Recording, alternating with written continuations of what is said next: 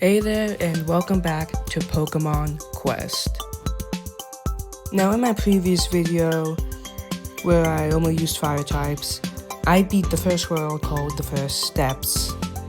This time, I'm doing the second world, which I forgot the name of.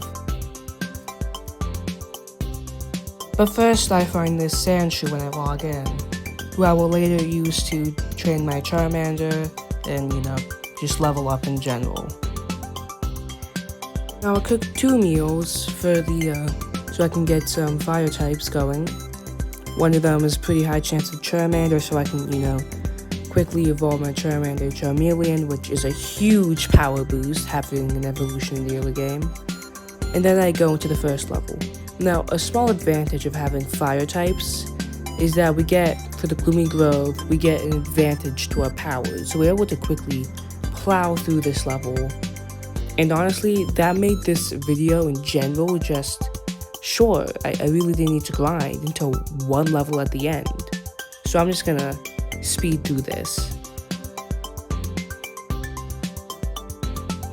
Now, I will say now that I have been posting YouTube shorts to kind of just post about the game a bit.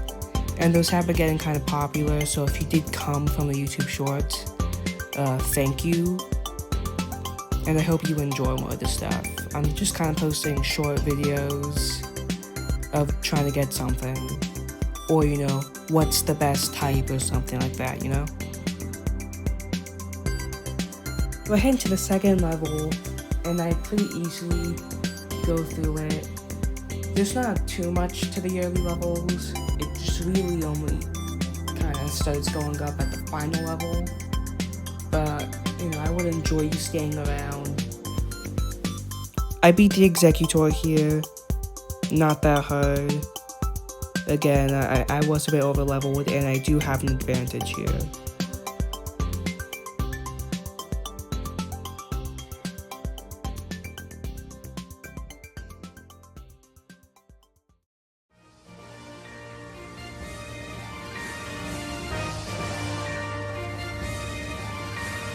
After that, I pop open the pot I had made earlier, and I get a Growlithe.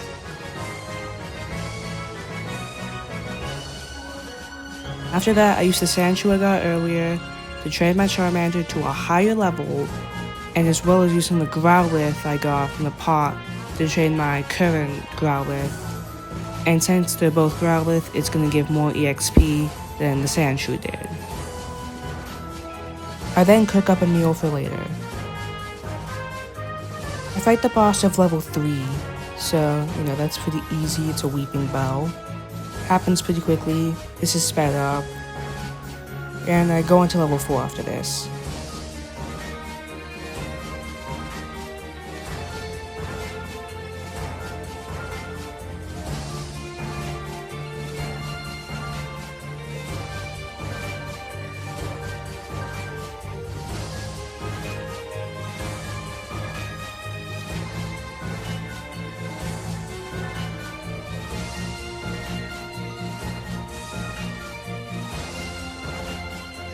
Well, I go on to fight the final boss of level 4, and I'm just gonna say this here. This video does have a lot of padding. I know it feels like that because I don't have the introduction to explain the game to you for the first video I made. And in general, this video, which is really short and really easy,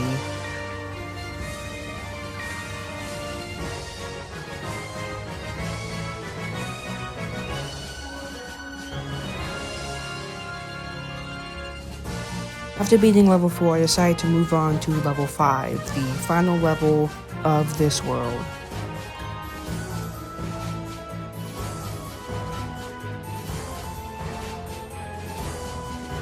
While I speed through this, I'd like to give some commentary just to kind of keep you entertained while the footage goes through. This game is pretty fun in the early game, but it'll get really hard later on. Especially for only having fire types, since I won't be able to cheese through most of the game with advantages. And the base game itself is pretty hard later on, even with the DLCs. Anyways, after that, I beat the level as we just saw. And after that, I did decide to do some preparation for the next world, as well as a few other things.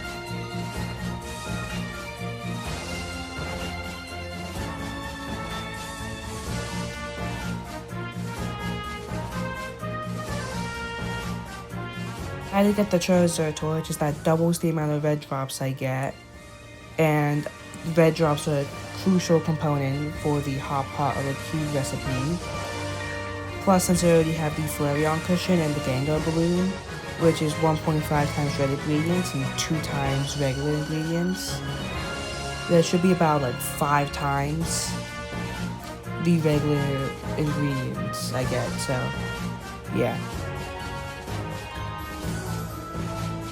After finishing the final level a second time, I can finally open up the 2 stews I cooked.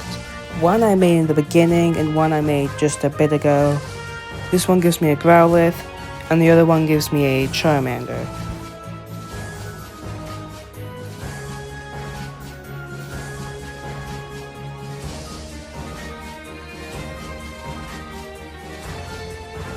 I end up using both as something to train my Charmander and my Growlithe, since, you know, they were kind of useless, weren't really that good.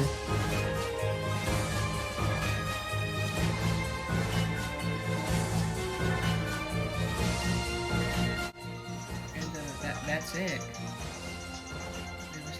The last thing I do is cook some food. This recipe here is for an 80% chance of Charmander, as you can see.